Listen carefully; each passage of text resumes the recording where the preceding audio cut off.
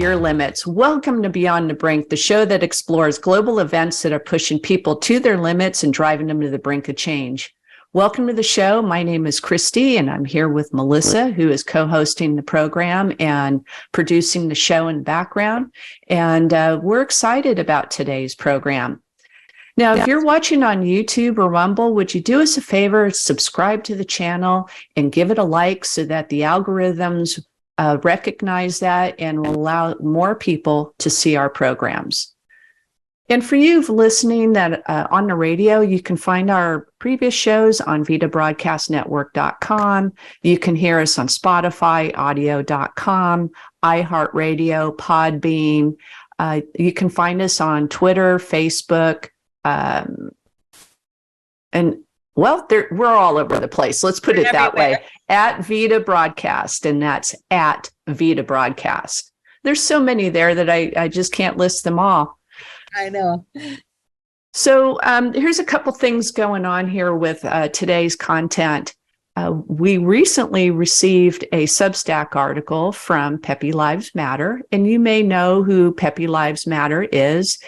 We believe it's a gentleman who is an investigative reporter, and he does quite a bit of posting on Twitter and Telegram.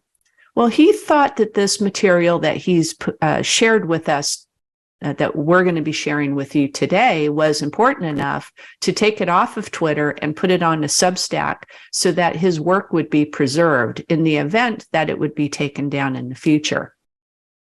Now, the Twitter thread it's a very long thread at that, and it discusses what was once considered conspiracy theories, but now appear to be truthful, especially with the recent revelations on how the CIA had recruited two of the pilots that flew the plane into the World Trade Center on 9/11. The thread is called Bush, 9/11, and the CIA Secret Societies. And he, like I said, he chose to post that on Substack to preserve his work. Now, you might be wondering why this made the cut for Beyond the Brink. Well, quite frankly, if you think about it, what Beyond the Brink is all about is what's pushing people to their limits and driving them to make change. And quite frankly, what is discussed in this thread are certainly those events that have gotten people's attention and is getting them to rise up and join, get involved in local civics, join within their communities, and have a form of activism, if you will, that bring communities together. So without further ado, we want to present today's topic called Bush, 9/11, the CIA and Secret Societies. So join us as we dig into this fascinating and eye-opening discussion. So Melissa, why don't you take it away? Oh, thank you, Christy, for that opening. It is pushing people to their limit. So many people are starting to, I don't know, wake up, if you will, and realize that a lot of the information that we've been fed may not be so true. Right. And that people that are presenting this information have ulterior motives for feeding it to you, so to speak. And so, yeah, it does fit in with our show. So in Pepe Lives Matter, that Substack, it's chock full of information. We're going to do our best to cover it, but you're probably going to want to read it for yourself and kind of do further research on that. But so the recent revelation linking the CIA to the 9/11 hijackers, the plane hijackers, to me, and to Pepe Lives Matter, just kind of points to the fact that 9/11 may have been an inside job by some of our own CIA operatives. But the mainstream media seems to be silent on this, relatively silent. And I followed a lot of stuff with the 9/11, a lot of different investigative journalists on this, and their work never seems to get to the masses. It's True. it's wanting people they want you to think it's a conspiracy theory, right? Because we don't want to believe something as horrific as that. But it does, the lack of reporting raises questions to the extent that the CIA has influence over our media. And, could it just be that the media is protecting itself from being exposed as the perpetrator? And Pepe says it's time for the public to demand that the CIA be dismantled. Basically, because the agencies had a long history of assassinating public figures, or said to have been involved in assassinating public figures, such as, John F.K.,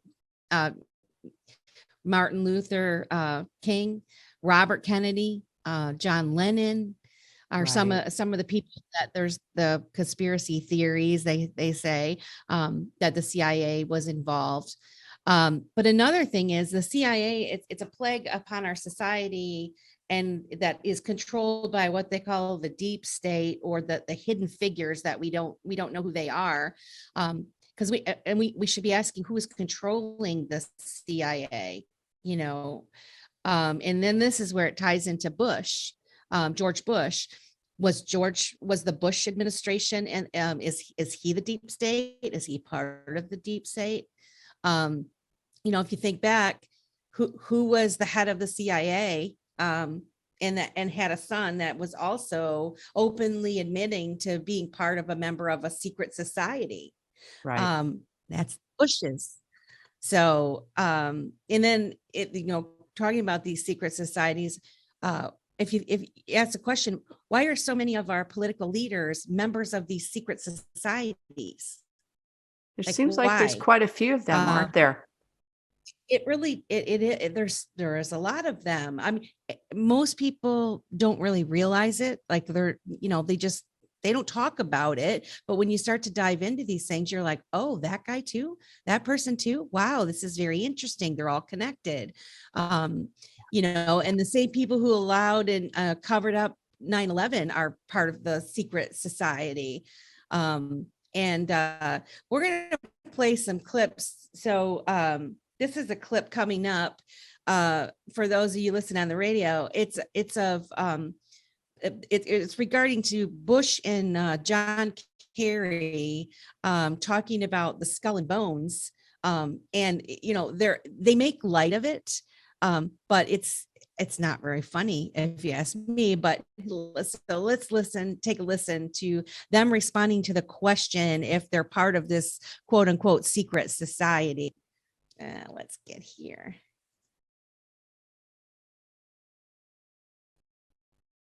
You were both in Skull and Bones, the secret society. It's so secret we can't talk about it. What does that mean for America? The conspiracy theorists are going to go I'm wild. sure they are. I don't know. I haven't seen the web. Number 322. First of all, he's not the nominee, and look, I look Are forward. you prepared to lose? No, I'm not going to lose. You both were members of Skull and Bones, a secret society at Yale. What does that tell us? Not much, because it's a secret. Is there a secret handshake? Is there a secret code? I wish there were something secret I could manifest. 322, a secret number? There are all kinds of secrets, Tim, but one thing is not a secret. I disagree with this president's direction that he's taking the country. We can do a better job, and I intend to do it. And we'll be watching. Be safe on the campaign trail. John Kerry, thanks for joining us. And we'll be right back. The skill deflector right there. The way that they look upon the citizens with disdain, and it's just they're so dismissive. It's disdainful. Yep. Yeah. It's a big fat joke, right? Yeah. Well, to them, yes, in their secret societies, with their drugs, their alcohol, and their big stogie cigars, you bet they're having a great time laughing it up. Mm-hmm. Mm-hmm. Let me get back to my nonpartisan reporting here. Well, in this next clip, let's listen to ABC nonchalantly report on how Bush was part of a secret society at Yale University where they met at tombs and they do secret rituals. Now, you have to listen very carefully. So if you're listening on the radio, just turn it up a bit so that you can hear what's going on. This is not made up. The videotape and the audio that you're going to hear, the video is a bit grainy, but it's a grainy glimpse into what appears to be initiation rituals of a secret society that's been around since 1832.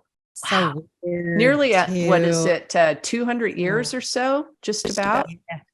Wow. So they're trying to scare their initiates, frighten the bejabbers out of them. And I got to tell you, the Skull and Bones was a success organization, and the famous alumni include, just as what was alluded to in the previous cut, was John Kerry, George Bush, and George W. Bush. So if you will please play the next cut, it's called Clip, it's a Skull and Bones, ABC News Report. All right. And this evening, getting under the skin of the Ivy League. Dan Those Rather. 8 old, definitely distinguished colleges that are known for their ivy-covered buildings and their sometimes superior attitudes to other colleges and universities, which often gets under the skin of people who went elsewhere. Yale University is 300 years old this year, and were you to visit its campus, you would see that it still has exotic clubhouses, which look like tombs where Yale's legendary secret societies meet. Their prestige and importance have largely evaporated, but the rituals are still a secret. And so when we heard that some enterprising characters had managed to spy on the famous Skull and Bones Society, well, we couldn't resist. Here's ABC's Dan Harris. The videotape provides a grainy glimpse into what appear to be the initiation rituals of a secret society that's been around since 1832, whose members have gone on to be leaders of Wall Street and the White House, the Senate and the Supreme Court. They're sort of trying to scare the initiates, make them, disorient them, frighten them. New York Observer investigative reporter Ron Rosenbaum accompanied a team of Yale students who shot these pictures 9 days ago. Rosenbaum's curiosity about Skull and Bones was permanently piqued when, as a classmate of George W. Bush, he lived right next to the Tomb, the group's heavily fortified home. From their perch, Rosenbaum and his cohorts taped the Tomb's courtyard. What they captured, they say, was initiates, known as neophytes, being forced to kiss a skull, then members performing a mock killing. It may look like your average fraternity nonsense, but Rosenbaum says it's not. Even though it may seem silly to us, it seems to mean something to them, and you can't argue with the success of Skull and Bones. True. Famous alums include senators John Kerry and John Chafee, to name 2, cabinet secretaries such as Averell Harriman, and 3 presidents, William Taft, George Bush, and George W. Bush, who's been reluctant to talk about Skull and Bones. Does it still exist? The thing is so secret, I'm not even sure it still exists.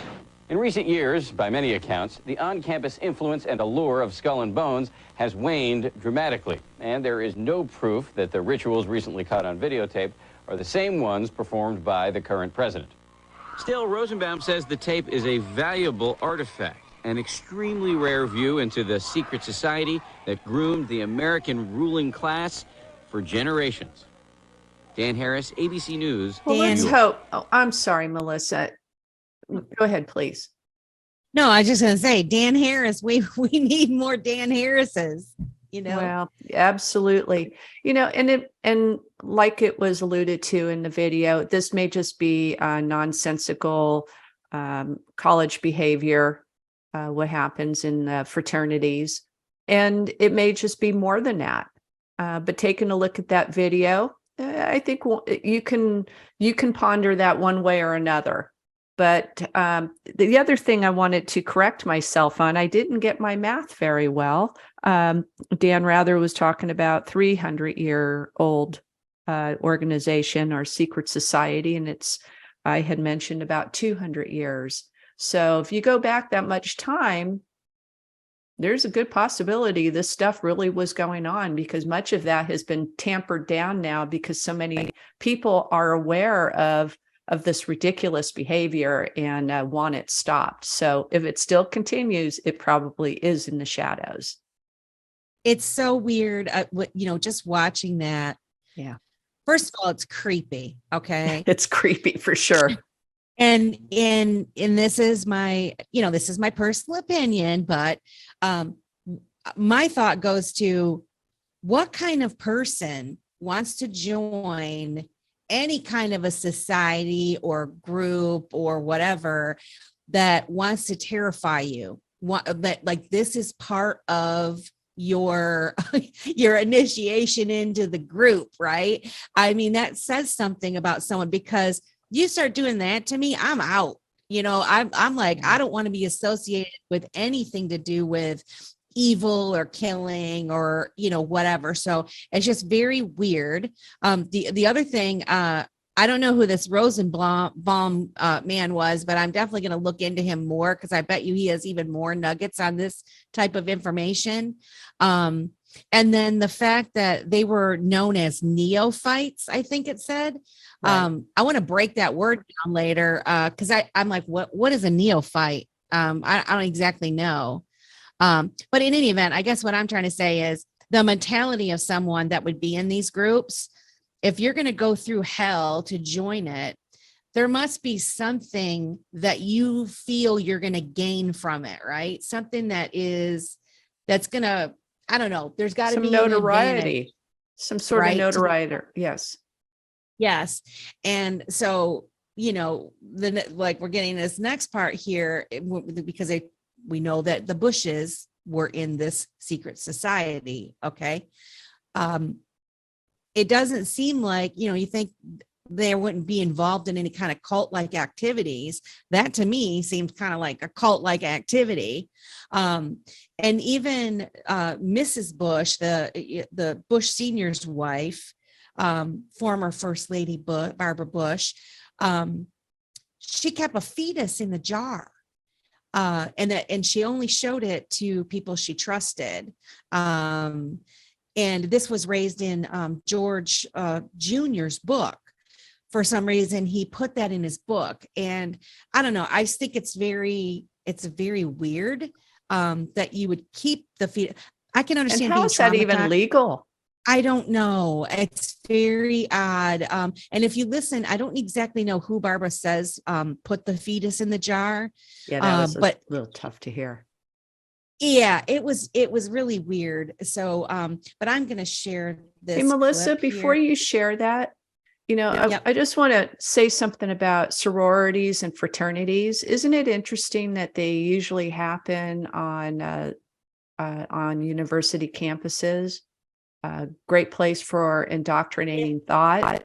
Of course, there are societies and organizations that you can join outside of the university setting, but that's just I always wondered about some of the missions of these sororities and fraternities, many of which there have been alcohol poisoning because of the copious amount of alcohol that must be consumed in a short amount of time, or drinking copious amounts of water and a person drowning. I mean, just weird stuff that goes on with these initiations. So in any way, I just want to throw that out there.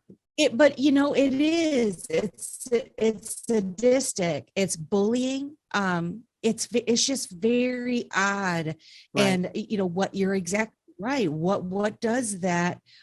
Why subject yourself to that? There's you're thinking you're going to gain something from it. Anyway, good point. And so I'm going to show this weird clip of Barbara Bush on her miscarriage in the fetus in a jar. This was November 22nd, 2010 on CNN. George discloses something very personal about you, which he says you gave him special permission to write about. He wrote that when you once had a miscarriage, you showed him the fetus in the jar. Now, really, we touched on it before, but we didn't elaborate. Put it in the jar. What? It's not in the library. No, I know. George, Paula put it in a jar, and I was shocked when she gave it to him to. Paolo. But your memory's dim a little. He doesn't bit, look comfortable anyway, answering. He was You're very. shocked that he put it in the book. No, he asked permission, and I gave him permission if it's his book. And I think he was trying to say that he and I have a very special relationship. We tease all the time, and that's not very nice for me, but you know, you got to tease a little bit. And he teases me unmercifully, but we're very close. You had differing opinions, though, on pro-life, did you not? She doesn't remember that. Well, and who's Paolo? Was that the servant? I have no idea. So, you know, the weird thing is, back in the day, when I liked the Bushes, you know, when I liked George Bush Jr., and I thought, you know, I just would have watched that and thought, you know, oh, awkward, you know, older lady. You know, she was surprised kind of somewhat by the question. And then, you know, oh, she was probably just traumatized. I don't know, because I gave her the benefit of the doubt. I overlooked the fact that they were talking about her having a fetus, keeping a fetus in the jar and showing her son. Yeah, much of my previous beliefs have been shattered. And, you know, you want to talk about red pilled? Yeah, in a big way. And I think a lot of this that we're seeing, there's a lot of, you know, distortion in a lot that is truth. So you've got a little bit of it all mixed together. So it's very confusing. And so that clip that you just played, if you didn't have the backstory of all of these other things, that's just an innocent clip. And that is part of the design of how the media industrial complex works, because they're all in it together. So, yep. Oh gosh, Melissa, this next one that's coming up, this gentleman had some problems. Next up is Peter Nygaard. He's a Canadian man, very wealthy billionaire, and known rapist who's been compared to Jeffrey Epstein, and his connections to powerful people, including former CIA director, our 41st president, George H.W. Bush, or George Bush Sr., and the elites have an unhealthy obsession with living forever. Have you heard about that? Yeah. And they often engage in corrupt means to gain and retain power. Nothing to see there. So we have a clip here, and this is where Peter Nygaard is buying politicians, let's say, buying politicians so that he can ask for favors. And this is about fetus immortality. Here we go. Perry Christie. How do you do? Nygaard had a close relationship with the former Prime Minister of the Bahamas, Perry Christie. I think they knew each other for, 20 plus years. In 2012, Perry Christie was running for Prime Minister of the Bahamas again. The future of the country is yours. That's what we're here for. And Nygaard was determined to get him into power. Well, I have to win the election.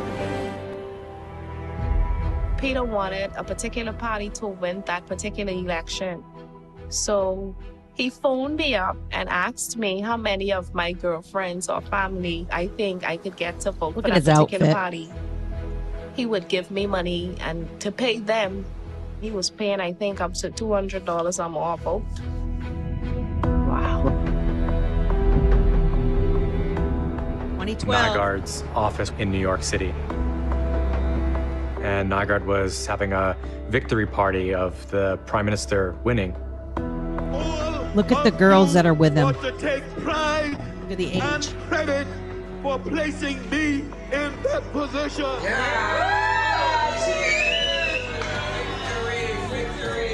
I wonder if they're there willingly or commanded to be there. Congratulations. Congratulations. Thank you so much. The greatest victory ever. We know he was donating money to political parties and expecting favors in return. And one of the things he wanted was stem cell legislation, and it happened in the Bahamas. I'm just about finished the laws that makes all this legal. I'm just about finished it with Bahamas.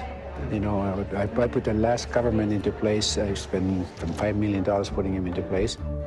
He never let the people forget that he was the most important part of it. I think he saw himself as the king in the Bahamas. He hosted these parties at his estate in the Bahamas where all kinds of people would come who had influence in the Bahamas. There have been some politicians who have came to the key. Some of them come for orgy parties. Some Nothing. Parties, huh? Just a normal day over at the Nygaards. He seems like a nice guy. So Mr. Nygaard bought out politicians, threatened opposition with death or accidents, sought immortality off of the blood of children. Would that also be named or called adrenochrome? And sexually assaulted women and children. Now, where have we heard this before from other very influential people? I know in Hollywood that happened quite a bit, where you come in and especially if you're auditioning for a part, there was an understanding that a woman was going to be assaulted. Yeah. Yeah. So, and the children, that's a whole other thing. Anyway, I think that's what driving people to the brink of change is. You don't go after the children. Yeah. But this next clip is setting death traps. Late 2006, 2007, I was driving in LA. My car stalled in the middle of this intersection and I coasted off by the Beverly Center. So I had it towed to the mechanic, and the mechanic told me, you have a guardian angel because when you started the car, it was supposed to explode and you wouldn't have survived. From that moment, I was very afraid.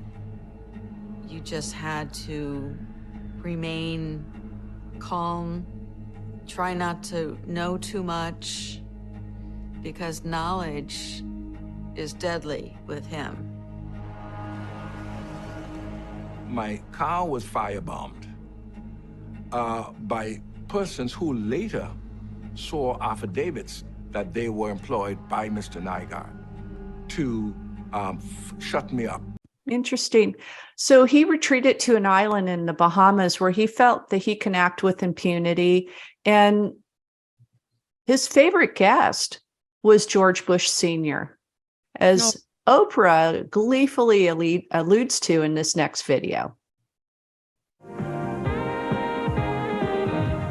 I remember that Oprah intro. I do too. Imagine climbing over a cliff to get to your bed. The next home on our tour is one of the world's largest and most unusual. It's twice as big as computer billionaire Bill Gates' home. Well now. And Christy guarantees that we've never seen anything like it before. Take a look. From a boat, it looks fabulously exotic, and from the ground, it seems even more so, filled with temples, fountains, even rare birds. One of the world's largest homes. This tropical fantasy took 10 years and over $30 million to build. This is the owner, Canadian mogul Peter Nygaard, whose mega successful company makes women's clothing sold everywhere from Saks to Sears. It's like a personal resort. It's big. It's about 150,000 square feet. In fact, Peter's home is so big that guests need electric cars to move around the compound's 4 acres. You're going to drive into your house? We're going to drive into your house. Peter designed the place himself, ensuring that each of the 20 bedrooms has magnificent views. Each room has a name and a personality. This one is called Cliffhanger, built so it literally dangles over the sea.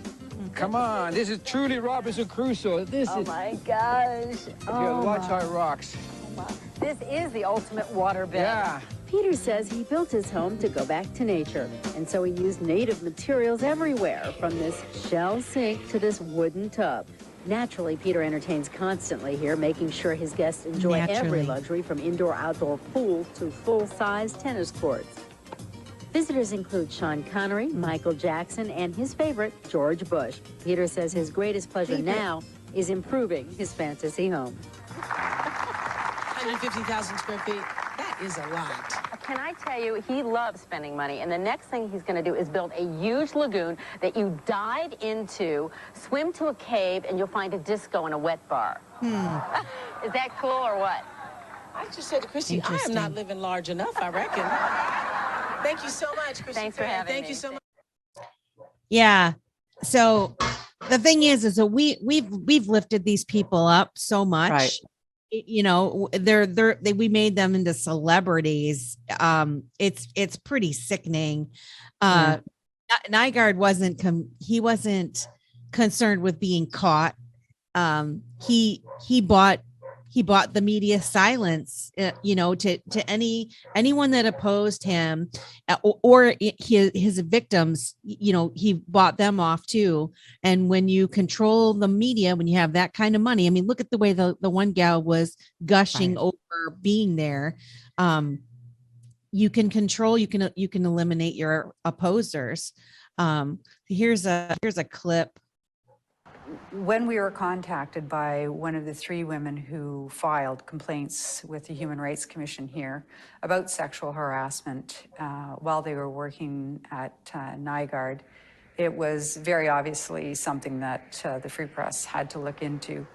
When the stories appeared in the newspaper, it was quite a large package of stories in the weekend paper. Our phones just lit up. Those who worked there told me that I should speak to this one woman. When she worked at Nygaard, her name was Yonda Hunderup. She was told to meet Peter Nygaard in Hong Kong. Yana said that she arrived in Hong Kong and she went to the hotel where she had been booked a room. In the middle of the night, she woke to find him in her room and that he raped her in the hotel room in bed. After talking to Yana and a number of other women who came forward, it was pretty clear that there was a very lengthy, pattern of conduct. It had a variety of angles to it. Where is your human resources department? How is it that this is so widely known in the company? So as it was, the investigation was proceeding, I was told by the city editor at the time that word in the high offices of the Free Press was that the story wasn't appreciated and we might not run any more stories. I went in to speak to the publisher, Rudy Redekop, and said, this is what I'm hearing. What's happening? And he basically said that, yes, he was thinking that we would not run any more stories about Peter Nygaard, that the story was going to be killed. And what he told me at the time is that it was costing the newspaper millions in advertising. Peter Nygaard did not advertise in the newspaper, and it was others within the business community who were threatening to pull advertising if we continued to print these stories. It was a huge blow to the whole newsroom. There was an opportunity to shed light on the things that were happening, and that opportunity was snuffed out. Name the names. Who's threatening us? Who's backing up Peter Nygaard to kill this story? I wish I had asked. Yeah, I wish she would have asked too. And this reminds me of the recent, I don't remember the gal, what station she was from, when she talked about Jeffrey Epstein, and she's like, we had it all and everything, and they squashed the story. And they've been doing this for so long, allowing people to commit these types of crimes and just get away with it. Jeffrey Epstein went to prison the first time and he was like leaving leaving to do his day job, for crying out loud. And why are we bringing this up? You know, how do these people relate to Bush? Because they're friends. They were friends. They were hanging out. These people are like an extension of doing the things that the secret societies want done.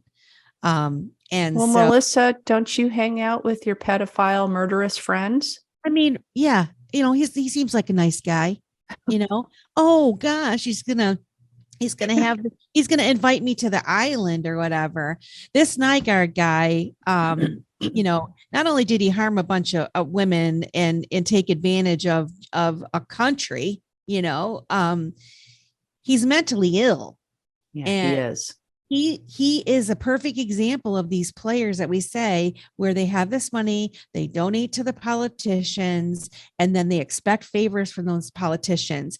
And I think personally, it's my opinion, they entrap these politicians or people with any kind of legal authority, the police officers and those types of things. They get them to come to these places of luxury, and they give them young women and young men and all of this, and they entrap them. So you're going to want to check out Pepe's August 2022, where he obtained the video clip, where we obtained these video clips, because this report gives like a detailed overview of this dangerous man, and we'll put those links in the description. That he's just one of many. I mean, what we're starting to see today is these people are being exposed and being brought out of the shadows, so that we who are normal thinking people can see just how much influence and power that they have, and why all the crazy that's going on in the world is linked to these people. Yeah. Yep. Well, we're going to share another clip where George Bush Sr. openly talks about a new world order being forged as the CIA topples foreign governments and causes chaos around the world. Of course, there's nothing to see here. Do you remember 21 Points of Light and a new world order? Oh, yeah. Yeah. How many times did we hear that when I was much younger growing up? I think at that time in my 20s, and I never thought anything of it. I just thought it was just something coming out of his mouth. Oh no, there was more meaning to it. Yeah. We just made fun of the way he said it. Yes, there was definitely meaning to it. Here's old George himself. This is an historic moment. We have in this past year made great progress in ending the long era of conflict and Cold War. We have before us the opportunity to forge for ourselves and for future generations a new world order, a world where the rule of law, not the law of the jungle, governs the conduct of nations. When we are successful, and we will be, we have a real chance at this new world order, an order in which a credible United Nations can use its peacekeeping role to fulfill the promise and vision of the UN's founders. You know, that is even more, like when I listen, every time I listen to it, it's so offensive where he says like, you know, not the rule of the jungle or something. I'm like, really? Who do you think you are? Well, it's, if you listen to his words, how significant it is, in that he's all in about giving away our sovereignty without saying it to a global power. And I got to tell you, this new world order vision, it might have just been words then that we all didn't understand and thought, you know, this guy's kind of off his rocker a little bit. Oh, no. If you would refer to Kathy O'Brien and Mark Phillips' book, it's called Trance, TRANCE, Formation of America. So it's Transformation of America. And she confirms Bush's vision because she was very intimately connected with George Bush Sr. and a long cabal of people, if you will. I shouldn't say long cabal, but a great cabal of people of great intimacy with them, discussing this. And this was the vision and part of her mission to deliver that message. We'll leave it there because that book, as I've told you off air, that was quite traumatizing to get through that book. But it puts all of this of what we're sharing today into perspective for somebody who actually lived it and was part of communicating the message from leaders like George W. Bush. I'm sorry, W. Bush as well as Ronald Reagan. So I'll just leave it right there so that we can continue on with the subject at hand. But it's something you want to check out. I'm definitely gonna. I want to read that book. I have to mentally prepare myself. You really do, yeah. I've seen her interviewed several places, and I've read different things, and it is very disturbing. And you know, where is the the me movement with folks like that? Believe me. Anyway, so kind of circling back a little bit to the craziness of the Bush family, but I don't really know. This is just an interesting clip of Barbara Bush and her granddaughter. Pepe seemed to think that it was crazy or creepy, and she shared it. But it appears that Mrs. Bush was attempting to intimidate her granddaughter. I don't really know, but it is kind of funny. So we're gonna share it. Let's see here. Karina, that's right. It's Mrs. Bush to you, Savannah. Good morning, it's Mrs. Bush to you. And you know what? This is a flash forward to what I'm going to look like in my golden years. Jenna. I have to ask, does your grandmother know you dressed up this way today? Well, she may know. Willie, I'm glad you mentioned that because we just have to who is joining us right now. Danny. Uh-oh, hot dog.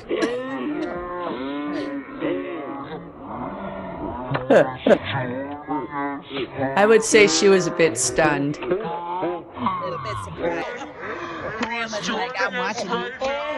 Oh, you think you're smug? Yes, right now. Danny. First Lady Barbara Bush. Mrs. Bush, good morning. What do you think of our costumes and your granddaughter's likeness? Good morning. What do you think? Well, I heard she was going to dress up like a witch, so I did too. I heard she was going to dress up like a witch, so I did too. I didn't say that. That was Matt. No, it was not. Wow. No, Gainey, I love dressing up as my favorite first lady, but besides my mom. Well, wait a minute. I'd be careful if I were you. Well, wait a minute. I'd be careful if I were you. That made it more creepy. You were the first lady in the 90s, so I got this whole look from you. Ah. Well, you look better than I ever looked. Oh, you're sweet. You're no witch. I don't know why Matt said that. I did not say that. So rude. She'll believe you. Everybody else says so. Mrs. Bush, we only imitate the ones we love. There was some major body language going on there. Huge. She was very uncomfortable. So maybe she was surprised, but you know, obviously Jenna wasn't dressed. I believe it was Jenna who she wasn't dressed as a witch. She was portraying Grandma Bush. So how did that come out that, hey, they heard you were going to dress up as a, dress up as a witch today. So I thought I would too. You know what? I feel embarrassed. That completely went over my head. Because I guess because she wasn't actually dressed as a witch. She was not. Where did that come from? Subconsciously in my mind, I guess I thought she was a witch, so it made sense. I think that's why it was added to the mix here, because it is creepy. And what subtle message was there? Yeah. Especially when you saw Jenna, clamping her legs together. It's almost as if she needed to make a quick exit. So I don't know. You have to discern for yourself. Yeah. It's a fun clip anyway. It's just the backstory. If you didn't know the backstory, you would think of that was just such an innocent video, as much of what we are portrayed to us today. You ever meet like families that are just weird? Well, Yes. I think the family is just weird. Oh yeah. So Law enforcement's claim that Jeffrey Epstein had a famous oil painting. It's famous now. Of Bill Clinton in a blue dress hanging in his Manhattan townhouse. The painting showed Clinton lounging on a chair in the Oval Office while wearing red heels in a blue dress similar to one Monica Lewinsky, who famously wore that dress during their White House hookup. And there was also some DNA on that. The painting was prominently displayed in a room to the right as soon as you walked into the townhouse, and everyone who saw it smirked and laughed. A woman who visited Epstein's home confirmed that the existence of that painting and was able to snap a picture of it, which was posted online. And we're going to show this to you in just a moment. But there was another painting prominently placed and painted by the same artist, Patrina Ryan Cleed, and that one was described as implicating Bush as the perpetrator between 9/11. Let's take a peek. Well, isn't that interesting? Now, being that it was in Jeffrey Epstein's house, is what we're learning about Mr. Epstein is that there is everything is done with a purpose. Yeah. And these are, just look at that photo. Why would it is interesting? It looks as though Bill posed for that photo. Yep. Perhaps he didn't, and it was just a fantastic artistic work. But I think he probably did pose for it and had fun doing that. Perhaps George did too, but I do recall. He's sitting in front of the desk in the Oval Office, so it's hard to say.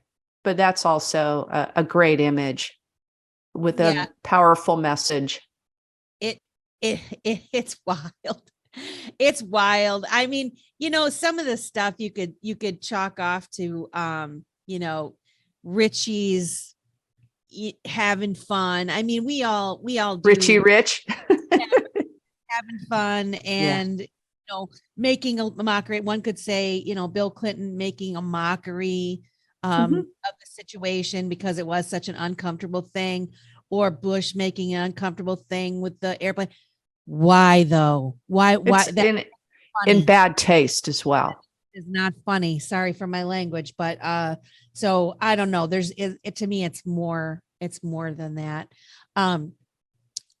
Pepe posed an interesting question and says, can someone reasonably explain to me why Epstein Island was allowed to run in secrecy in tandem with the intelligence agencies by every single president, except for when Trump was rose to power, and then all of a sudden it got shut down and exposed. Now, say what you will, some people. This is not a political show. Don't really care what you think about Trump or any of these people. But my common sense, reasonable mind tells me, shows me that was shut down. Coincidence? I don't really know. But don't you think that Bush and the Obamas and the Clintons, they all had to know about this? That's something to think about. And it appears that they did. And Pepe, even states in his paper that Cindy McCain openly admitted it. And so I actually found a clip of Cindy saying this. And now just a little backstory on Cindy McCain, wife of, previous John McCain. He's been touted as being an international human trafficking advocate, founder and CEO of the Child Rescue Coalition. And one article that I found, and I'll link it in the description, She passionately and fearlessly has been fighting for those affected by the atrocities seen around the world and those that need a voice. So I'm gonna play a clip for you for Cindy, where she admits that she knows what was going on. Mrs. McCain, thank you so much for your work with the Institute and for coming here, talking to us. So I'm going to shoot straight. The perception between a lot of young people is that there is an untouchable ring of governmental and economic elites in this country that not only benefit, like she mentioned, but actively participate in sex trafficking. Jeffrey Epstein was an example. Robert Kraft was arrested not far from here on trafficking charges. And so we, in terms of this as a grassroots movement to push to combat against this issue, are these power players a priority for us right now? Can we even touch them? Or is this a pipe dream that we need to address in the future somehow? You know, it's like everything. You know, it hides in plain sight. Epstein was hiding in plain sight. We all knew about him. We all knew what he was doing, but we had no one that was legal aspect that would go after They him. didn't have the Afraid of him. For cojones to whatever do reason, anything they were about afraid it. of him. All of a sudden, someone said, BS. We're not afraid of you anymore, and what you're doing is not only wrong, Donald it's Trump. illegal, it's, you know, all those things. It's like a house of cards now. It's going to start tumbling, Yes, it believe is. me. And these guys, if they don't leave the country, number one, they're going to get caught, and they're going and they, not only will they get caught, but they're going to be made examples of. And that's exactly what we should be doing with these guys, especially. In my opinion, if, you know, I know there's questions, but Epstein's a chicken shit for doing what he did. Oh, you're He real should have tough, faced the Cindy. music, that one, he should have. Sorry. Whatever. Was she fearless when she knew about Epstein originally and all the people that she said, and how many children suffered because Cindy and her friends were afraid? Don't come up here now like you're some kind of savior or you're really backing something. I'm sorry, that really fires me up. It makes me very angry. And you know what? There's a lot of you guys out there that you don't want to pay attention to any of this stuff. And I totally get it because it's very frustrating. It's upsetting, but don't be bamboozled by these people. They lie and they lie and then they lie. And they make you think that they're good people and they're not. They create divide, the left, the right, the religious, non-religious, whatever, you name it. And all the while they're harming people. They're creating crimes against humanity. And then they get on TV and act like they're somebody special trying to save people. And it just really frustrates me. So I'm wondering if she didn't feel this strong when her husband was alive. And that's a possibility. You know, and you know, who am I to judge somebody that might have been in an abusive situation?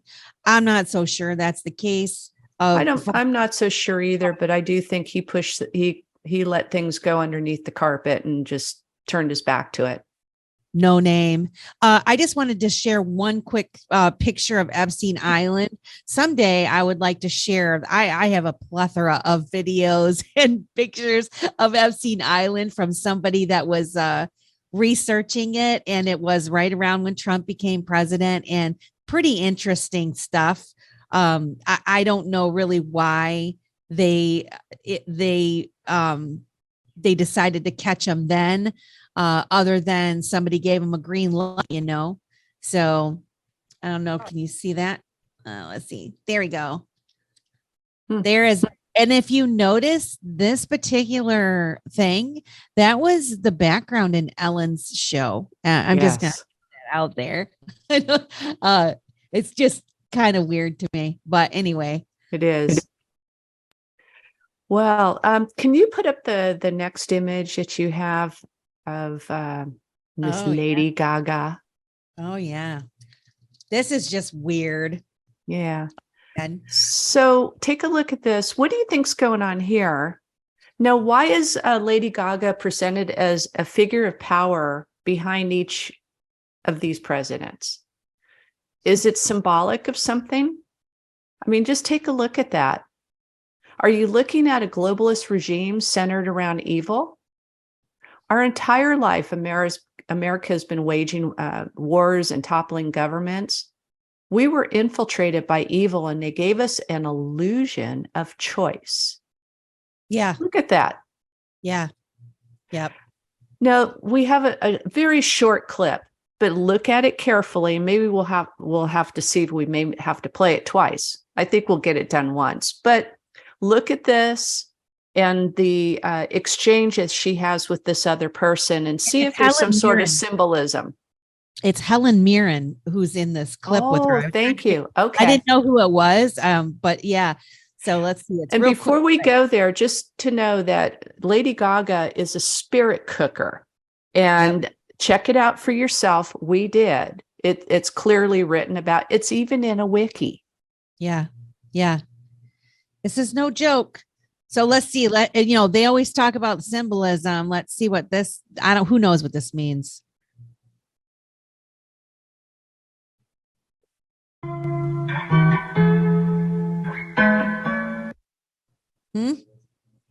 It was very quick, but yes, they were giving hand signals to each other.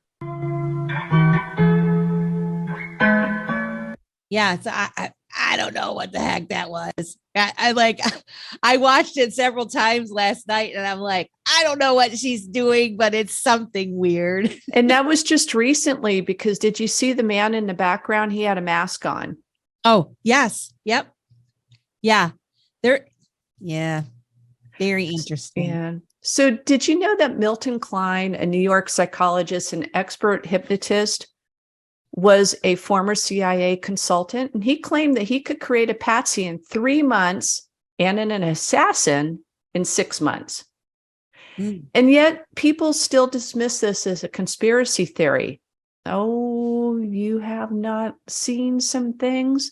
But FOIA produced documents reveal, let me re-say that. FOIA produced documents reveal otherwise. So by a FOIA request and a long time grab of this information, you're going to find a link to a 262-page government document titled "In Search for the Manchurian Candidate," and we'll put that link down in the description area. It's very interesting. A quick glance through it is it's good reading. Robert Kennedy Jr. openly revealed to the public that his father was planning to remove the clandestine services from the three-letter agency just 1 week before he was assassinated. Wow. Well, we're finding out more about that now. And the question arises, what are the chances that both JFK and Robert Kennedy wanted to make moves against the agency and ended up dead themselves? Well, we've speculated that anyway. It's hard to believe that any official story that the three-letter agency has fed us over the years, especially now, and it's only a matter of time before the truth comes out. Like it is now, it's drip, drip, drip, flood, flood, flood with information. It's a pattern of those who speak out against that agency or advocate for ending wars who often end up dead at the hands of a lone gunman. And let's hear what Robert Kennedy Jr. has to say about the CIA. All right. Now, this is a long clip, so we'll see if we get through the whole thing or not. And there is this is a speech, and there's some visuals and stuff that are in it. We didn't create this clip, so. Refer first to the need for far greater public information, and second, to the need for far greater official secrecy. The very word secrecy is repugnant in a free and open society, and we are, as a people, inherently and historically opposed to secret societies, to secret oaths, and to secret proceedings. Today, no war has been declared, and however fierce the struggle may be, it may never be declared in the traditional fashion. Our way of life is under attack. Those who make themselves our enemy are advancing around the globe. The survival of our friends is in danger. and yet no war has been declared. No borders have been crossed by marching troops. No missiles have been fired. For we are opposed around the world by a monolithic and ruthless conspiracy that relies primarily on covert means for expanding its sphere of influence, on infiltration instead of invasion, on subversion instead of elections, on intimidation instead of free choice, on guerrillas by night instead of armies by day.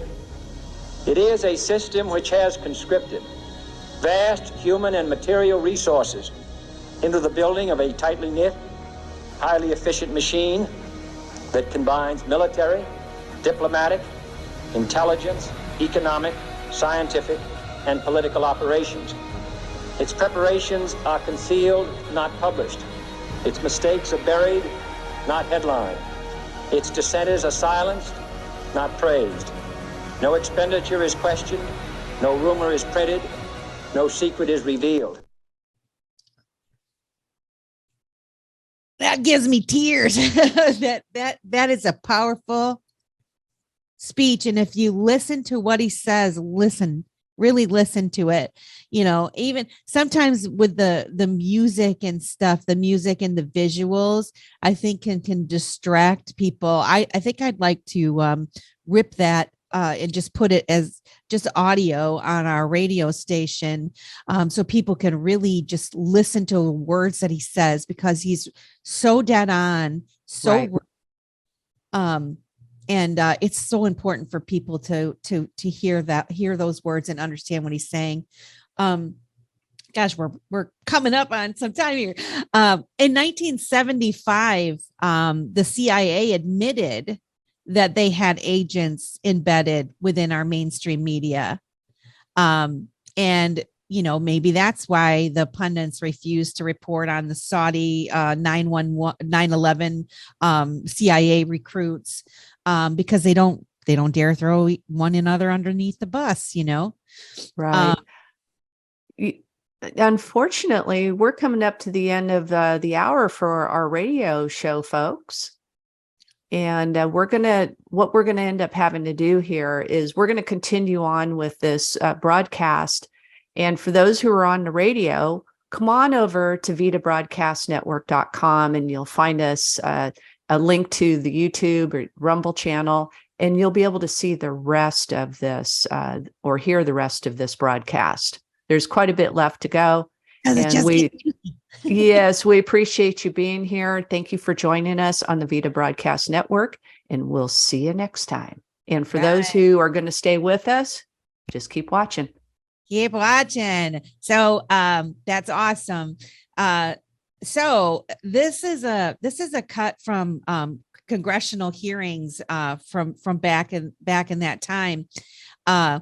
And it's, you know, after I'm listening to these, I listen to hearings all the time of the different things that are going on.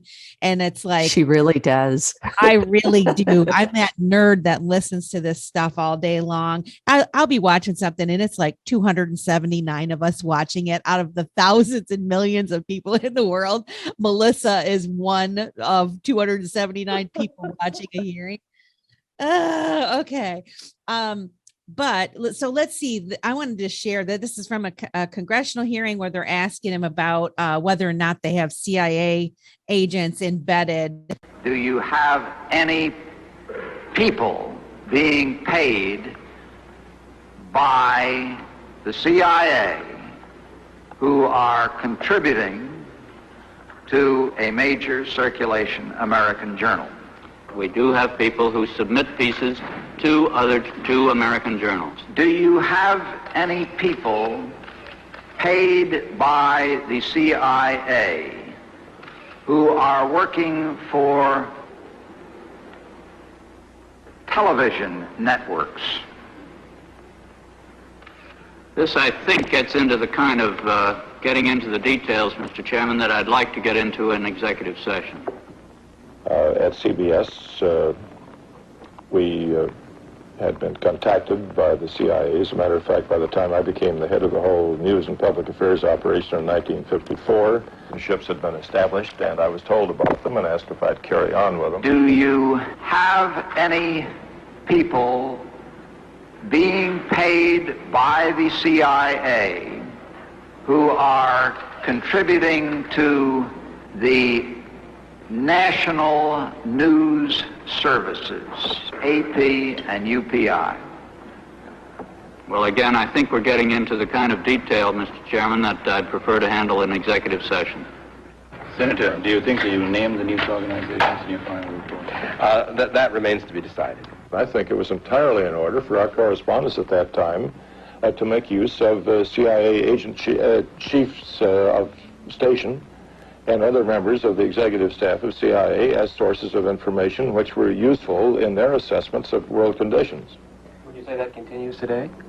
Well, I would think probably for a reporter it would continue today, but because of all of the revelations of the period of the 1970s, it seems to me that a reporter's got to be much more circumspect in doing it now, or he runs the risk of at least being looked at with considerable disfavor by the public. I think you've got to be much more careful about it. I think that's something we need to cover in the private chambers, like, oh, right. Yeah. We can't let the public know about this stuff. We have to, yeah, the answer is yes, sir. We do have CIA recruits all through our system and the media. So. And isn't that the standard statement when we hear from Christopher Wray, for instance? I've heard that being said, well, we just can't say that in public. That's something right. That's under investigation, highly confidential, should be in a classified setting. Yeah. So is it any coincidence that the FBI wrote an anonymous suicide letter attempting to blackmail or coerce Martin Luther King before he was shot? I don't know. It's kind of interesting. I think you have a clip on that. It's FBI was threatening Martin Luther King. Let's see here. Years ago today, FBI Director J. Edgar Hoover made headlines by calling Dr. Martin Luther King, quote, the most notorious liar in the country. Hoover made the comment in front of a group of female journalists ahead of King's trip to Oslo, where he received the 1964 Nobel Peace Prize, becoming its youngest recipient. While J. Edgar Hoover was trying to publicly discredit King, the agency was also taking covert action. The FBI sent King an anonymous letter threatening to expose his extramarital affairs. The unsigned, typed letter was written in the voice of a disillusioned civil rights activist, but it's believed to have been written by one of Hoover's deputies, William Sullivan. The letter concludes by saying, quote, King, there is only one thing left for you to do. You know what it is. You are done. There is but one way out for you. You better take it before your filthy, abnormal, fraudulent self is bared to the nation. One paragraph of the letter hints an audio tape accompanied the letter. It reads, quote, no person can overcome the facts, not even a fraud like yourself. You will find yourself and in all your dirt, filth, evil, and moronic talk exposed on the record for all time. The existence of the so-called suicide letter has been known for years, but only last week did the public see the unredacted version. King in particular, the FBI had started wiretapping several of his associates well before this letter, mostly people who were suspected of having ties to the Communist Party in the 1950s. And so that really was the beginning of their kind of getting closer and closer to King himself. By 1963, right after the March on Washington, the Bureau had grown very alarmed about King's growing influence, and they began to bug his hotel rooms while he was on the road, and they began to wiretap his home and his office. So by the time Hoover held this press conference today, 50 years ago, they had been wiretapping King. They had enormous amounts of information about King, about his personal life, about his political activities, and they had been watching many people in his circle. Reaction to the charges made by J. Edgar Hoover. Well, I was quite shocked and surprised to learn of this statement from Mr. Hoover questioning my integrity. And very frankly, I don't understand what motivated the statement. So there's nothing to see there. Doesn't that, if you just listen to what they were talking about, so here's somebody that gained the favor of the American public and the world, really. He got a little bit too big. They really started watching him closely, tapping his lines and all that. Who else did they do that to? Yeah. Anybody that poses a threat to their way, and they tried to use anything that they could against Martin Luther King. Anybody that tried to do anything good in this world, they wanted to shut them down. And it should be completely the opposite, Right. So there's some tweets that Pepe put in his article, and I'm going to share it while I'm talking about it so that you're not just looking at face talking, because they're kind of something to read there. It shows a sampling of how the deep state works. And the Pepe caption says, quote, "The CIA is the hand of the deep state. Its tentacles spread across the world," end quote. Perpetual war provides them with all their desired goals. And so you can just see them. They're taunting. They want war. This is what they do. Right. In May of 2022, Bush accidentally admitted that the invasion of Iraq was brutal and unjustified. And I wonder what else he would say if he was given truth serum. But, note that these people are all against Trump. So, here's I don't know why I had that picture. Oh, close with the Obamas. It's the decision of one man to launch a wholly unjustified and brutal invasion of of Ukraine. If we might, is it possible to put that image back up? Is that going to mess things up? No, not at all. With W and Michelle. We go back there. I don't know why my clips got out of order. It just take a look at this image. I mean, they just seem like they're awfully good friends and definitely not political rivals, right? I mean, I don't ever recall seeing political rivals be cozy like this. I mean, even when you look at, oh gosh, I'll come back to this in a moment. I just had a lapse here, but our other very weak president prior to Reagan coming on, I don't know why. Carter? Yes, thank you. Yeah. Carter became friendly with all of these people, but you never saw them cozying up like this. Any of the images of Carter he was in a group talking, but there isn't hand holding and hugging and the smirks on their face. I don't know. You make a really good point in something too that I observed also is you're right. They are like BFFs. But that should tell people even more so when you're watching these people on TV, it's all a game. It's all a movie. Like it's all like they're playing a part. They're really not even against it. It's like, how can you best control a situation? You have someone on the left side, someone on the right side, some on the top, some on the bottom, and you fight each other. But the fun part is we know what the outcome is, right? So I'm not going to really punch you, but everybody's going to think that I punched you. Kind of like the World of Wrestling Federation. Right? We watch it. It's all fake. We know it's fake, but we still watch it. That's how I feel the political and governmental world is. It's kind of crazy to me. Sorry, I think we're going to find out more about the Bushes and the Obamas. That there's much more going on there than we even know at this point. And when I say we, beyond the brink, and our deep dive rabbit hole explorations still don't have that, but there's inklings there that there's more to be found out. Oh man, every time I think I there's so much stuff in, right. You can't possibly know it all. And do you even really want to, but you got to realize that we've been lied to, and kind of start opening your ears a little bit and your eyes a little bit. I'm going to play the clip of the man that is super upset and got his opportunity to tell George Bush exactly what he thought about the Iraq war.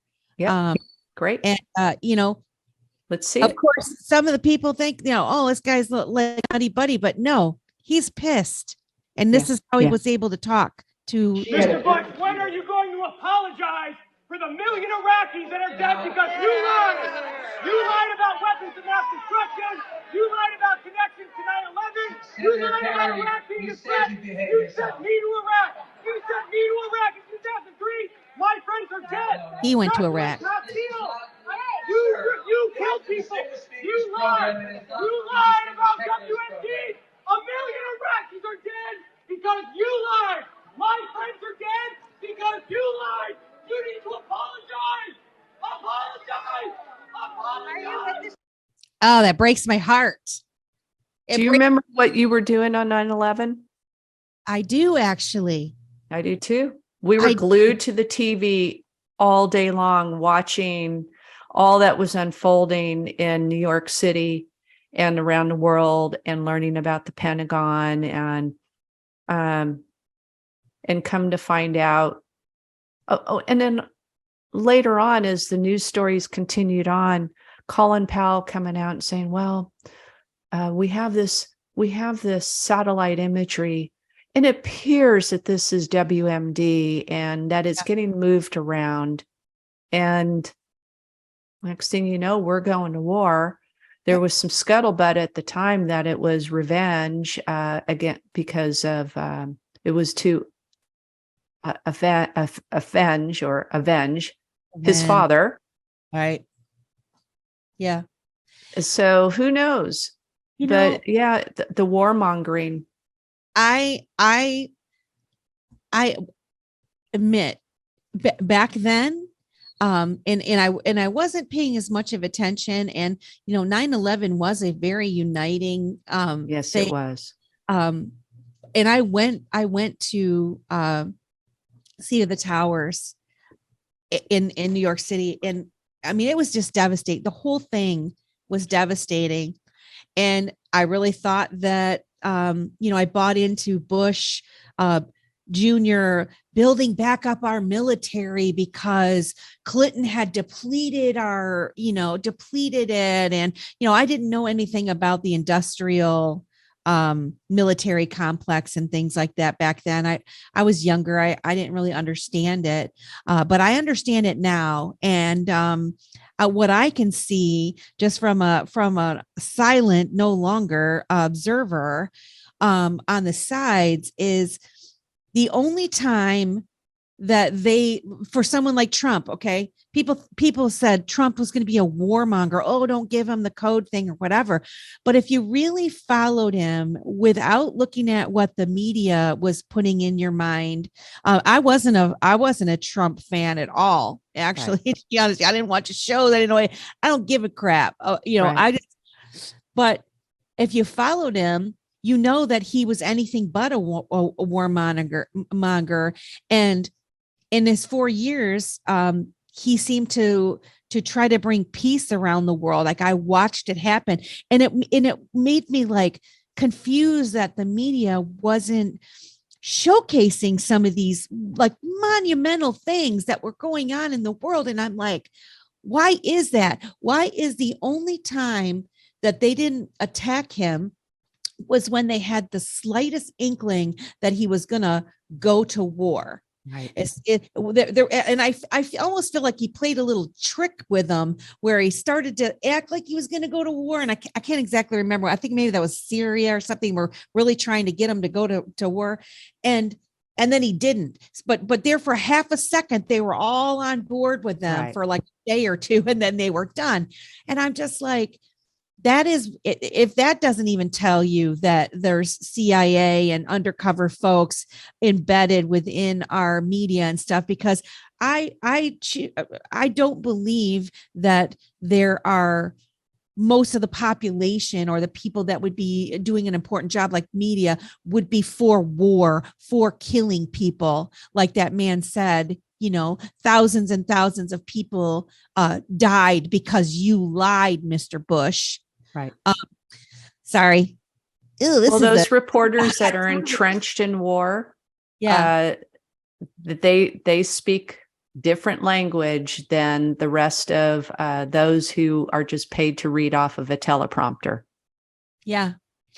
Well, hopefully this next clip is Trump talking about Iraq being the worst war. We'll see if Melissa has the right clip in place. We have great leaders in our military. We have the greatest military in the world, and we're giving it a very bad reputation by what's happening. Think of it. We took this horrible place. I mean, a place that just we shouldn't have been involved. It was a horrible decision going into the Middle East. And I know the Bush family will not be happy, but I believe it was the worst decision in the history of our country when we decided to go into the Middle East. It's turned out to be quicksand. We've destroyed the Middle East. Do you think it's better now than it was 20, 21 years ago? It's much worse. It was a horrible decision, cost us trillions of dollars. And if you look at both sides, because I like to look at both sides, millions and millions of lives. And it's no different than it was. It's much worse because you have to rebuild it. It's been blown to pieces. The worst decision ever made was going, you could do a strike as retribution, and it could be a big strike as retribution for the World Trade Center, etc. But to get stuck in there was like quicksand. So we did a terrible thing. But think of what's happening now. I've heard as many as 40,000 Americans. And 40,000 Americans. That's a warmonger right there.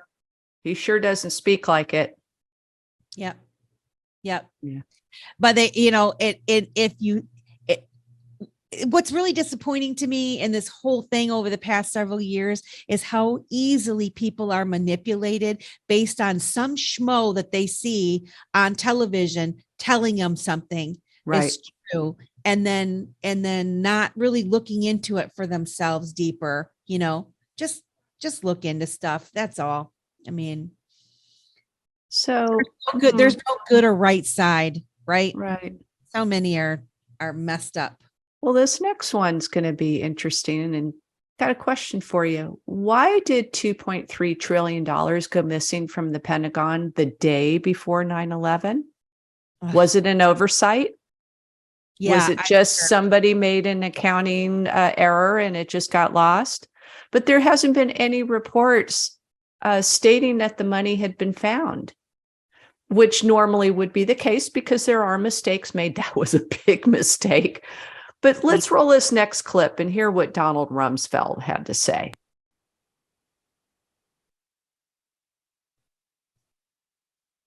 Pentagon, the day before 9/11, Secretary of Defense Donald Rumsfeld declared war, not on foreign terrorists. The adversary is closer to home.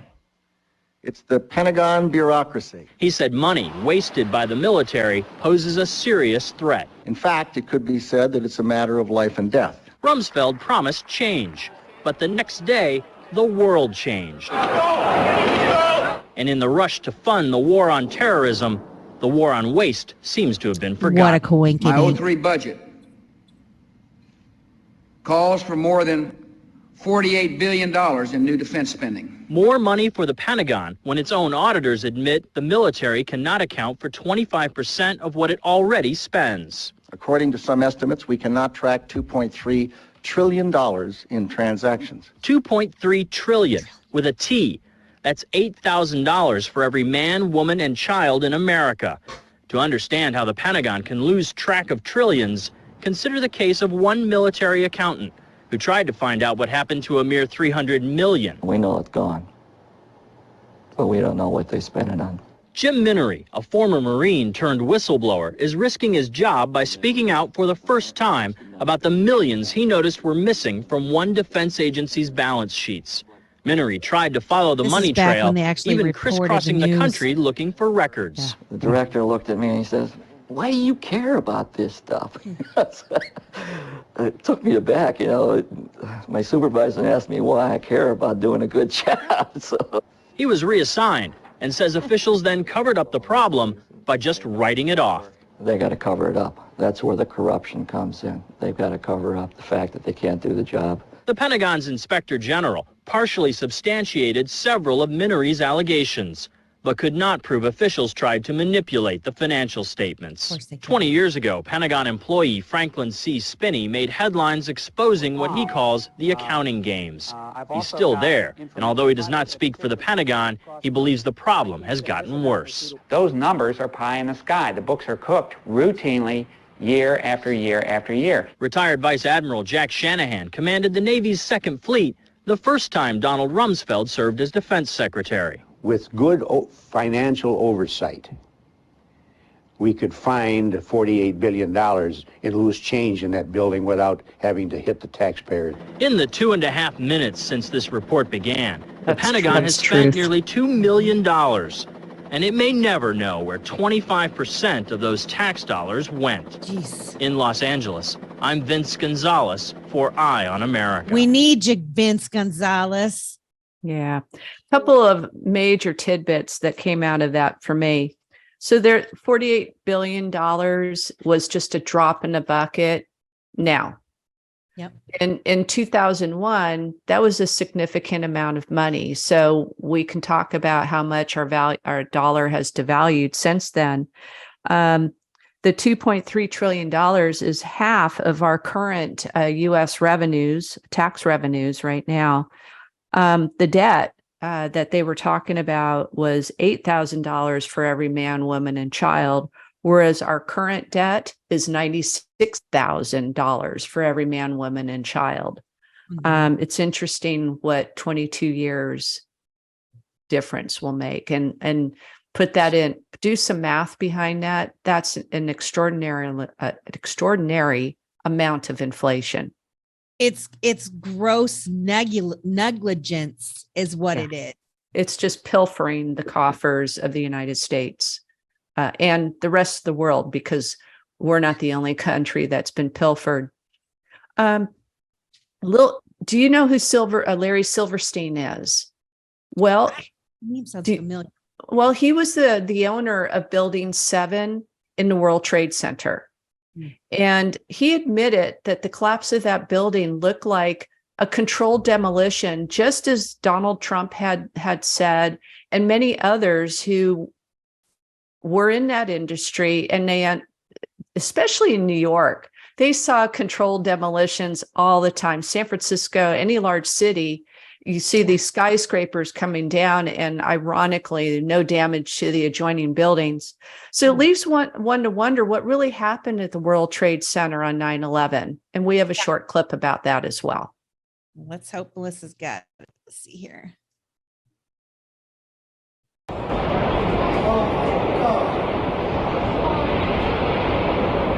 I turned in time to see what looked like a skyscraper implosion. It looked like it had been done by a demolition crew. The whole thing just collapsing down on itself.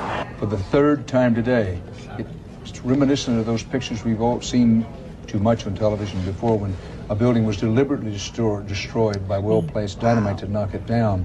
It was almost as if it were a planned implosion. Yes. Back from that building before, which you're about to see again here on videotape, knowing that fire could not be fought because of the instability of the structure, because of the fire that had burned since shortly after 9 o'clock this morning. Dana Tyler is joining us in the... World Trade Center 7 had always been considered the starting point for rebuilding. Located north of the slurry wall, 7 had been cleared faster than the rest of the site. Faster. And there had been no bodies to recover. Pelted by debris when the North Tower collapsed, 7 burned until late afternoon, allowing occupants to evacuate to safety. I remember getting a call from the fire department commander telling me that they were not sure they were going to be able to contain the fire. And I said, you know, we've had such terrible loss of life. Maybe the smartest thing to do is pull it. And they made that decision to pull, and then we watched the building collapse.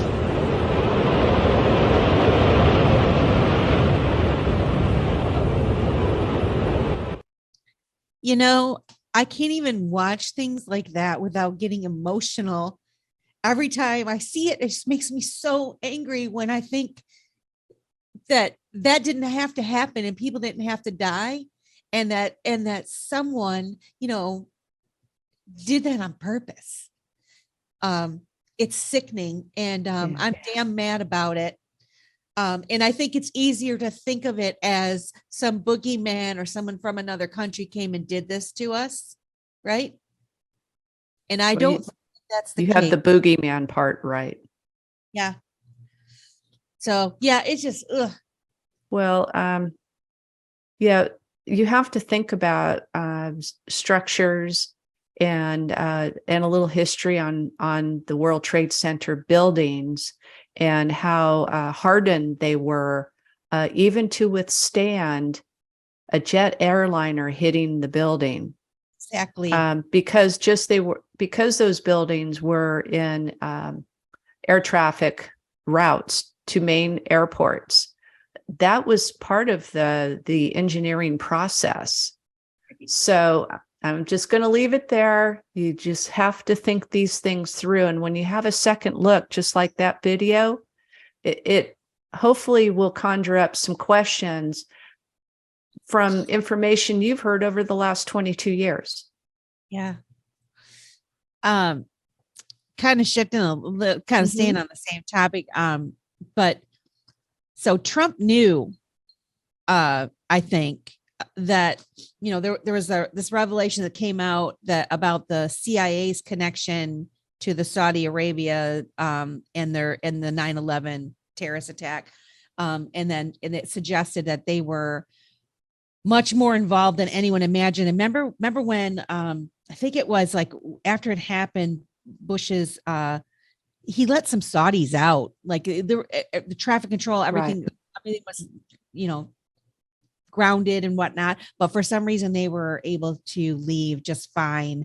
And I don't know, but remember when Trump brought the King Solomon, they brought justice against the former guard in Saudi Arabia. Right. So like, I don't know if anyone was paying attention, but like right when Trump first got into office, he started doing some pretty big things that they weren't really talking about in the mainstream media. But one of the guys that he was part owner in, like, I think Facebook and some of these other things too, like all the Richies, they like were holding them up in a hotel, you know, crimes against humanity type stuff.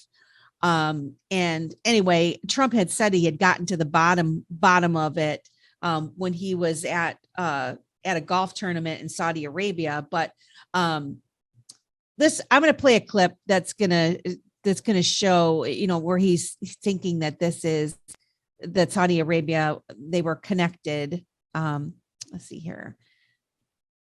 But first, former President Donald Trump said, quote, "Nobody's gotten to the bottom of 9/11, one day before his New Jersey course is set to host a Saudi-backed golf tournament." Well, nobody's gotten to the bottom of 9/11, unfortunately. He also praised the new Live Golf Tour, which is backed by the Saudi Crown Prince Mohammed bin Salman.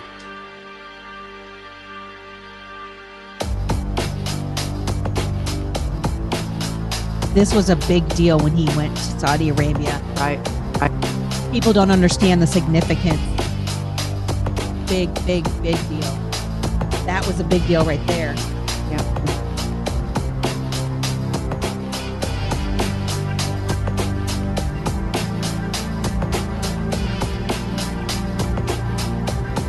The sword dance was a huge deal also. Yes. If you look up their culture. And in between was this heavy steel. I said, how could a plane, even a 767 or 747 or whatever it might have been, how could it possibly go through this steel? I happen to think that they had not only a plane, but they had bombs that exploded almost simultaneously, because I just can't imagine anything being able to go through that wall. Most buildings are built with the steel is on the inside around the elevator shaft. This one was built from the outside, which is the strongest structure you can have, and it was almost just like a can of soup.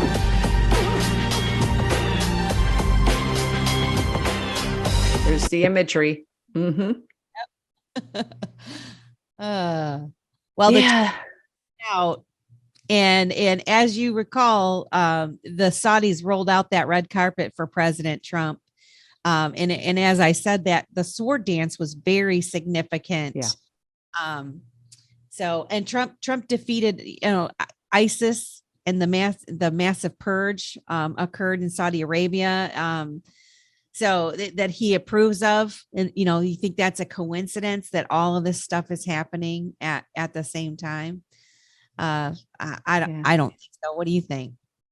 Well, first of all, that sword dance is never included another president of the United States at all. Nope. Maybe other presidents of other countries, but that information has not been shown to us, but definitely not any of the United States presidents. So that says a lot in and of itself.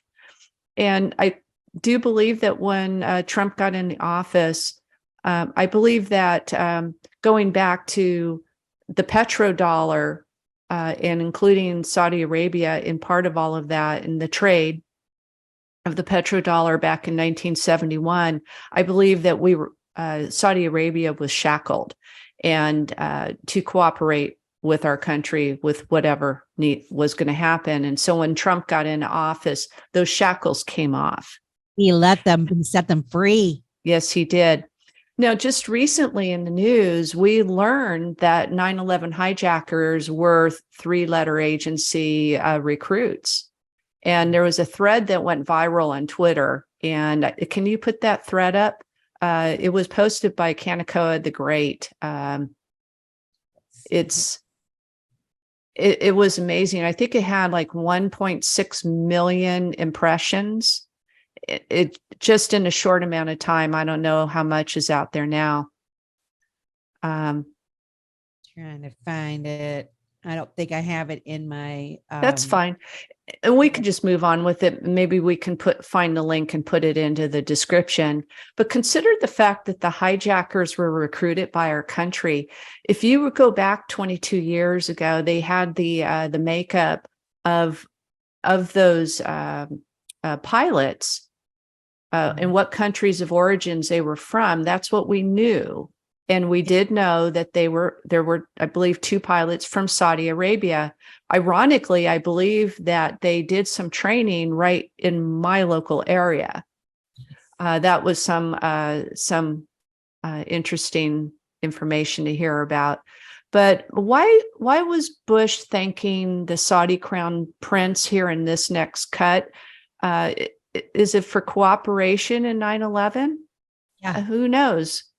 Do you have that? Let's see here. Today, President Bush thanked the Crown Prince of Saudi Arabia for what was called Saudi cooperation in the war on terrorism. In disclosing that call, the White House strongly denied reports of serious differences This is between back the when two countries. Dan was legit. But evidence suggests that the I don't know current if you ever conflict was is legit. straining the U.S.-Saudi I relationship. rethought that. And there's been no indication, as far as I'm concerned, that the Saudis won't cooperate once they understand exactly our mission. That's the official word. Behind it is the fact that Saudi Arabia has been a reluctant and at times uncooperative ally. At times U.S. fighter uncooperative. jets attacking Afghanistan must launch from sea because the Saudis won't allow them to use their air bases. Those bases were used by U.S. jets to protect the Saudis in the Gulf War, but are now limited to command and control operations. Where we run into trouble is where we ask the Saudis to associate with us in broad daylight. Inside Saudi Arabia, King Fahd and the Saudi monarchy worry about becoming more unpopular, and to the U.S., their argument is every act of cooperation with America serves to anger a large segment of Saudi society that has grown more Islamically puritanical and anti-American. Over the last 10 years, a new radicalism has come to Saudi Arabia, there's no doubt. Increasingly wary of inflaming these extremists, the Saudi monarchy has yet to cooperate fully with the investigation of the September 11th hijacking suspects, 15 of whom were likely Saudi nationals. And the regime has done nothing to prevent the so-called charities from funneling large sums of money to Osama bin Laden's al-Qaeda organization and other terrorist groups. There are just so many key words that I just jotted down here. They were reluctant, unreliable. The Saudi society grew more angry and more anti-American. They were, I believe, told not to cooperate with the investigation because why are we now finding out? So it goes back to being shackled and then unshackled. And what exactly was the mission that Bush was referring to? What was the mission? Yeah. I don't know. Inquiring minds wants to know. Yeah. The whole thing makes me sick. United States, I've come to the realization that now we say it's the United States, it's the powers that be that are in control that are using United States, okay, right. And the United States dollars hegemony, in the world, to bully these other countries, and unfortunately, we're the ones that are the face of that, and I realize that now, and for that I feel very sad. But, this little game that's been being played with control has been going on for a really long time, and they've used the dollar as a weapon. And to me, these countries are being set free. And when you look at the BRICS nations and those things that they've been working on for a very long time, stuff's about ready to change, people. So I think it might be time to have that Bitcoin discussion. Yeah.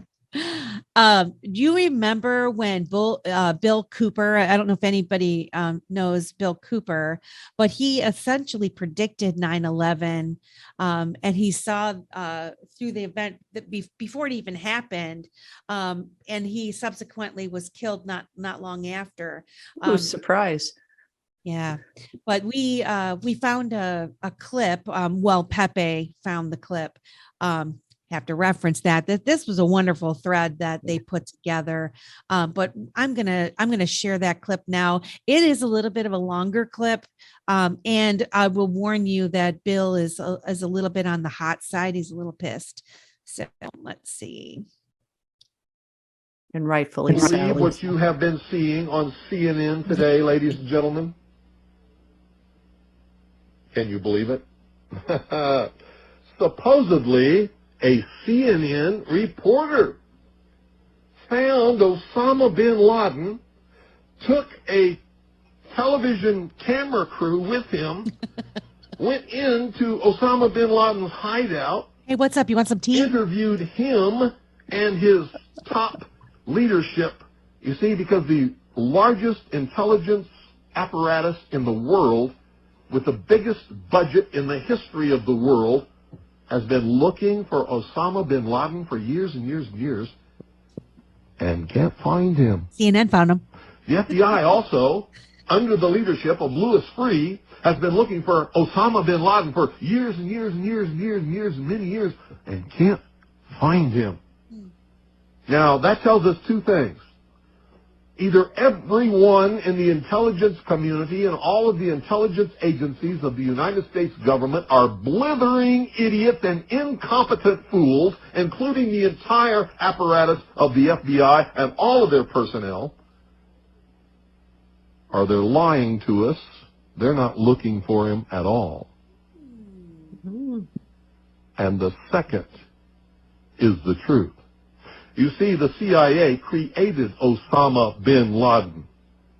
They recruited him. They trained him. They found his leadership. They brought them all together. They showed them how to fight the Soviet Union in Afghanistan, and when that was over, they still continued to fund him and train him, and they're now using him to help bring about world government by making him the big boogeyman because they can't use Saddam Hussein anymore. Did you ever hear of Osama bin Laden before you heard of Saddam Hussein?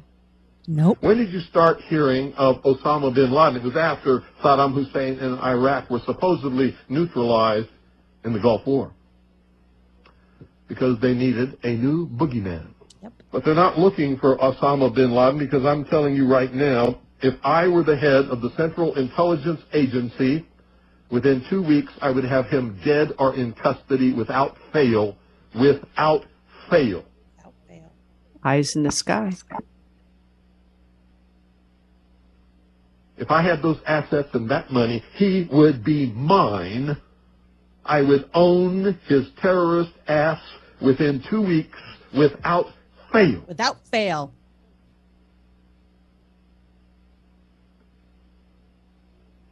A reporter from CNN and his little camera crew got in to Osama bin Laden's secret hideout. Yeah. And conducted an interview. If you don't believe me, tune into CNN. They're probably running it right now as I'm speaking. And if you believe it, you are one of the stupidest jerks that ever lived on the face of this earth. I mean, I gotta say, he's telling the truth there. I mean, you know, I think we get so busy in our daily lives and we just catch little clips of the news and things that pass and little, you know, conversation. Nobody really wants to talk about anything that's super heavy or whatever. And they make some of these characters on the news and the news channels and now they use like comedian channels and all this stuff to talk about the news, to make light of things, to deflect from things. But if you think about it logically, and I used to always think like this when I was younger, and I'm like, now, why the hell would a reporter be able to find Osama and get in and if they're so dangerous, why are they letting this reporter come in? You know, but yet the CIA and all this stuff can't find them. It made no sense. It makes no sense. It never has made any sense. Or even all of the wars where a lot of these photographers, you know, award-winning photographers getting that candid shot of the, you know, the warmongers and whatever. It's all bullshit. You know, like they set up it's just, I'm sorry, I shouldn't have said it's all bullshit because, you know, I'm supposed to. It is, Melissa. Just think about, set the scene for Afghanistan. Look at how many images that are there. Yes. I had neighbors that were from Afghanistan who showed me what their militia looks like. Okay. You're just not going to go roll on in to Afghanistan and go to OBL's cave without anybody seeing you coming for miles in advance. Yes. Especially from being up high on that mountain. If you ever remember seeing scenes of OBL, you know, climbing the mountain, you know, it was so treacherous and slippery. You could literally slip off the side of the mountain. It was that steep. You mean to tell me these guys just found their way to OBL? Yeah. Oh, come on. I mean, it doesn't work like that. But back then, we gave this blind trust to our media outlets to tell us the truth. We did. I'm so thankful that people are starting to pay attention. Yes. If I could say anything about the Trump era, you know, is that he fired people up, you know. Yes, he did. Whether you liked him or you don't like him, it doesn't really matter. He made people pissed or passionate or whatever. And to be pissed or passionate or to be even hating on somebody trying to find facts to like just, take them down or whatever. It gets you involved. It gets you paying attention. And many people, they stumbled on things that they hadn't, really thought they were going to stumble on. Me personally, stumbling on the fact that the Bush family are a bunch of crazy warmongering cult family, historic family that has been in the control for a really long time, part of that, and so, I mean, for me, it was devastating. Because I remember having conversations with people that didn't like Bush, the Bush Jr. And I was just like, he's a good guy and his wife is good, and now I think back and I'm going, oh my gosh, I'm defending this guy and he's sending people to war and killed all these people, for what I know now. So I don't judge anybody for not knowing what they don't know, type thing. Exactly. I just really want people to start looking in and asking some questions, That's what this whole thing is about. Yeah. We showed you some information. You look at it and you discern for yourself. Yep. And now that bin Laden was taken out, during the Obama time, we can only speculate on it because he's dead. But we hope that, one day all of those facts will come out. I mean, we're still waiting on all the facts come out on the JFK. Right. So who knows what will end up happening. One thing is, I guess, let's end with the bombing of the Georgia Guidestones. The coup de grace. Yeah, that was something that happened that I just look at little things that are happening as little signs that we're heading in the right direction. And the Georgia Guidestones was they displayed a globalist list of a plan to limit the population to like 500 people or 500 million people. And it was just laced in secrecy of who put them there and whatever, but it was just not a good thing. I mean, basically they wanted to kill everybody and they only have 500 million people. But it was destroyed on July 6th in 2022. And it was on George W. Bush's 76th birthday. And so, I mean, okay, is that a coincidence? No. Such irony. God wins with that one. But I did the math. When you look at 8 billion people, nearing 9 billion people on the face of the planet, and they want to eliminate most of the population to 500 million, that would be 1/16 of the population of the world that would be spared to live. Wow. I wonder who Yeah. Get to live, the ones that are well, this has been a fantastic conversation. It sure has. To inspire people. We're going to put all the links to all of this stuff and hope aids you in your future research endeavors. And we thank Pepe for putting this thread together. We don't know who you are, but your effort does not go unnoticed. And we hope that you appreciate us sharing your work. And we thank everyone for joining us today on Beyond the Brink. You can find this recording by going to our website on vitabroadcastnetwork.com. And we'll also have our previous shows there.